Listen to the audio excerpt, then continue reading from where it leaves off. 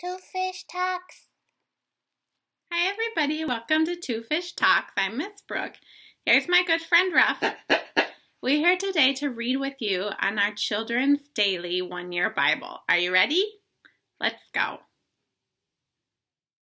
Elijah defeats the prophets of Baal, 1 Kings 18. 3 years had passed since Elijah told Ahab there would be no rain. Without rain, the crops did not grow, so there was very little to eat anywhere. One day God told Elijah to go to Ahab. "Tell him I will soon send rain," God said.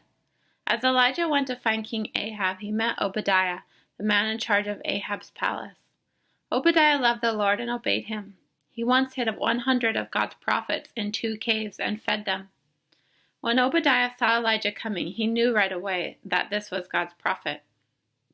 "Go to Ahab and tell him I am here," Elijah said. Obadiah was afraid when he heard that. "If I tell Ahab you are here and he doesn't find you, he will be so angry that he'll kill me," Obadiah said. "I promise that I will be here and will meet with Ahab today," Elijah said. So Obadiah sent Ahab to Elijah.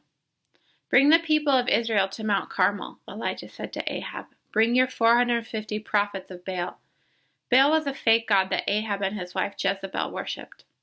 Ahab did what Elijah said. There was a great gathering on Mount Carmel that day. Elijah spoke to the people of Israel. "If Baal is truly God, follow him," he said. "But if the Lord is truly God, follow him." Then Elijah suggested a great test. He told the false prophets to put pieces of meat from a young bull on the altar.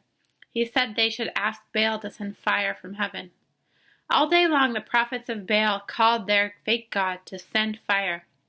But of course a statue can't send fire from heaven. Then Elijah put the meat from a young bull on an altar. He had men pour 12 large jars of water on the meat. When Elijah asked God to send fire, that's what came from heaven. It burned the meat, the stones of the altar, and even the dust and water. The people began to shout, "The Lord is God!" The false prophets were all killed.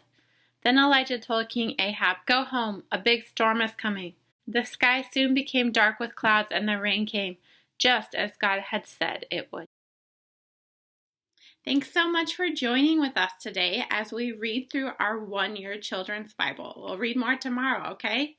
Bye-bye.